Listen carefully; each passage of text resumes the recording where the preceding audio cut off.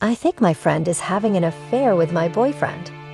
On vacation, my friend and I met a handsome guy. At first, he paid attention to my friend, but she categorically rejected all the signs of attention. A few days later, he started flirting with me, after we had spent a whole day together on an excursion. My friend and I are from one city, and he is from another. Sometimes he comes to our city. He arranged to communicate with me and definitely meet me when he was in our area. Before he left, he gave his card to my friend for some reason, which I didn't like very much. Our long-distance communication with him did not stick. We communicated very rarely. I saw my friend almost every day. Our life went on. We never discussed this guy. We talked about something else. And then he called me and told me that he was coming to my city for a few weeks. We make an appointment to meet. But at the last minute, it gets disrupted several times through his fault. Allegedly, he has last-minute urgent matters that need to be resolved. And at the same time, my friend suddenly starts asking me how things are with this guy, if we are not communicating, if he has not called me. When I tell him that yes, he has, that we want to meet, that he's going to be here for a few more weeks, my friend exhales with some strange disappointment. A few more weeks. And this is where I start to suspect something is wrong. I compare the facts. It turns out that the very days when we had a meeting with my boyfriend, my friend was also busy with something. Also in her vocabulary, there is a certain specific expression that this guy often uses in conversation. I'm beginning to fear that the girlfriend may have dialed his number on his business card. They may have been chatting, and he may not have come to see me alone. Let's just say, the cherry on the cake. I know from some reliable sources that he had already been in my city for a week before he called me. And he told me he called me right on the first day after he arrived. I suspect that he could have spent that week with his girlfriend, lied to her that he was leaving, and called me to keep talking to me. My friend foresaw the possibility of this happening, so she took a keen interest in his contact with me. And that is why she reacted so strangely to my message that he was planning to spend a few more weeks in our city. It seems that I have reasons to be suspicious, but it could all be a coincidence. A friend could just for some reason remember about the vacation and wondered how the hero of my novel. Since she didn't particularly approve of him and my interest in him, she could have been disappointed that he was here for a whole few weeks and I was going to hang out with him. She could have really been on to something of her own on those nights when our meetings with him were disrupted. Even if he's playing a foul game and was seeing someone else on those nights, it's not a fact that it was my friend. And the business card he gave to his friend to say goodbye. It was suspicious of him, but not the fact that the friend called him. I asked the girlfriend and him directly if there was anything between them. Both deny and swear that they have no memory of each other. I'm wondering if that's true. I really like the guy, but he's still a new person in my life that I don't know. It doesn't hurt me as much if it's all true, because of him as a friend. We've been friends for years. If it's true, I'm scared to have a friend like that around. I sleep with everyone in a row. All my life I've been pretty thin, but with low self-esteem. Difficult relationships in the family, bullying at school were taking their toll. I had almost no admirers. In all my school years, only 2 guys paid attention to me, and not for long. Then I was put on hormones for health reasons, and I got fat. I stopped taking them with the doctor's consent and hoped that I would easily regain my former weight. I had never been on a diet, there was no need, and here I thought that I should just get off the pills and the weight would go away. But unfortunately, it was not that simple. In just 1 year, all my clothes, both winter and summer, became so small that I could not button the buttons on my favorite dress, could not fit into expensive new pants that I wore just once. I was insanely frustrated. I gave everything away. I couldn't even sell it for a penny. and bought myself some new clothes. For a few years, I lived in a completely new body. A new and disgusting body. Creases on the abdomen, double chin, full arms, shorts, short skirts, and mini dresses disappeared from my closet. Diets didn't work either. I just freaked out, and I couldn't love myself anymore. Then I got married and gained more. My husband and I became like two huge hogs. It was horrible. Then a few more years later, we got divorced. That's when I started taking care of myself, especially when the pancreatic problems started. Doctors diagnosed gastritis, pancreatitis, biliary problems. Anyway, I had to work very hard not to die of pain. I started reducing calories, kept a diary, bought a smart scale, and started cooking only healthy foods.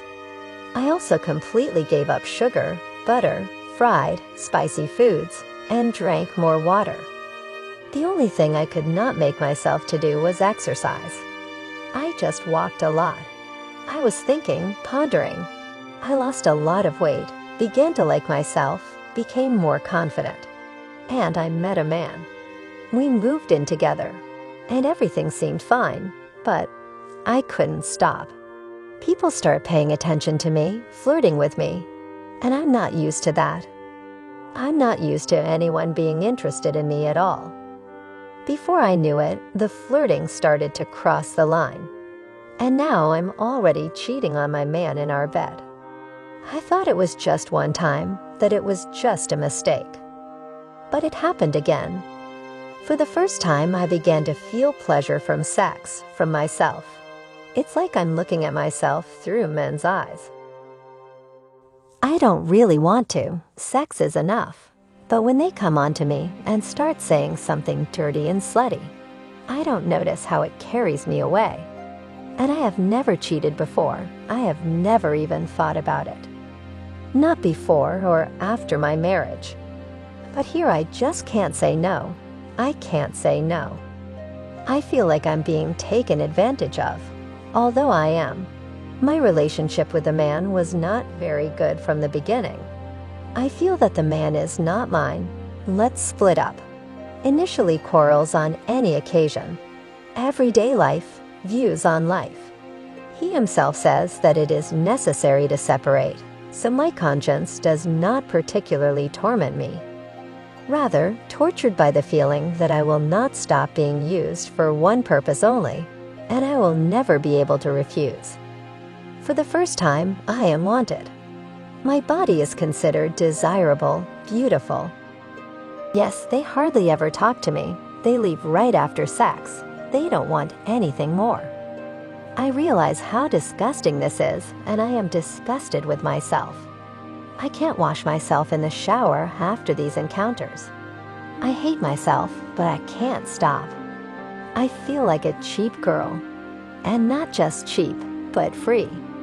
Recently, an old acquaintance, with whom I had a good relationship in high school, dropped by for a visit.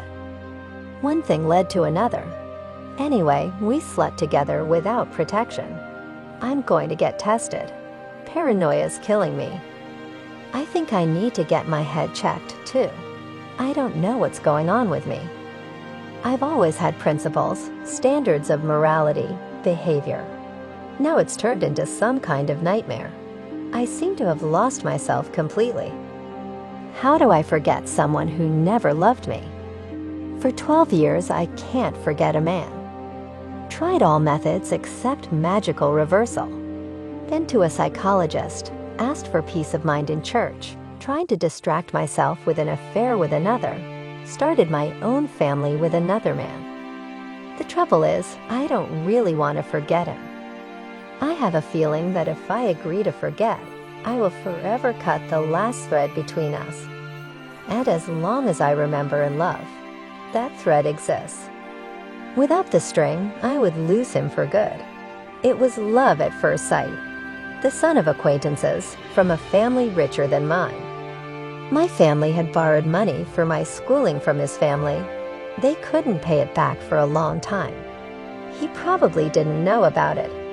But to him, money is the most important thing in life. How could I expect anything with a guy like that? I'm a pauper. I saw him for the first time, and I thought it was a shame that such a handsome man would never pay attention to me. He treated me in a friendly way, and I was lost. I told myself that the man lived other values, that he had too different a lifestyle, that he had many girls, that he was frivolous, windy. I was afraid that nothing would come of it.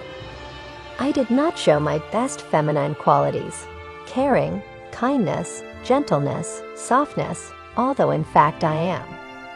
I wanted to prove to the unknown that I am not worse than him, that I am something special, that I do not care, and I played the role of a cold, ruthless bitch. If there was any interest on his part at first, I repelled it myself, and there were plenty of gentle, soft, and caring women around. That's what he ended up marrying. Someone who was a good cook, who bore him 3 children and embroidered shirts and knitted socks. A craftswoman and a needlewoman. Simple, not particularly pretty, but apparently warm and cozy. And I could be in her shoes. Yes, I don't like embroidery or knitting. I never dreamed of confining my world to the kitchen and children. But, damn it, I'd do anything for him. I'd do anything she does, if that's what he needs. But you can't turn back the clock. I told him I loved him when I found out he was getting married soon. I thought maybe he loved me deep down after all. Maybe, like in a movie, like in a fairy tale, he would hide his feelings and be happy. After all, his actions were often strange. I'm still willing to swear that he was interested in me. But he answered me so harshly. He told me that nothing had ever happened between us and could never be. That he could never hurt me. What those words meant, I still don't understand. That he couldn't use me for fun and leave me. That he wanted a rich bride and not me. After all, there was a rumor that he was marrying on terms. And for a long time I comforted myself with the thought that in fact he did not love his wife. But it's been years. Yes, they live well. But he loves her. Why else would they have 3 children? Why is he married to her for 10 years? I'm married with a child. Unhappy in my marriage. Maybe if my husband had been kind and caring, I could have bonded with him, thawed out.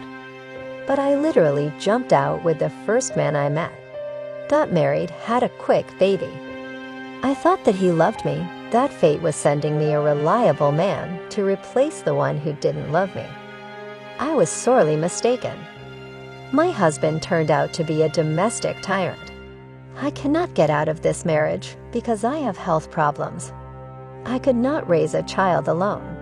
Sometimes I hate my husband. Sometimes I tolerate him. He is a stranger to me, and I do not respect myself for a long time. I live like a prostitute with no one for food, money, and comfort. And in fact, we live poorly. If it were a marriage with the one I love, I would be happy anyway. But with an unloved one, everything seems harder than it is. And my husband does not love me. Why he married me, I do not know. I think of that man every free minute. And he's happy without me. He doesn't even remember me. He's had so many fools like me in his life. I raised his self-esteem with my declaration of love, and that's it. And he goes on living his life, not caring that he tamed someone, attracted attention to himself, gave hope by his careless actions.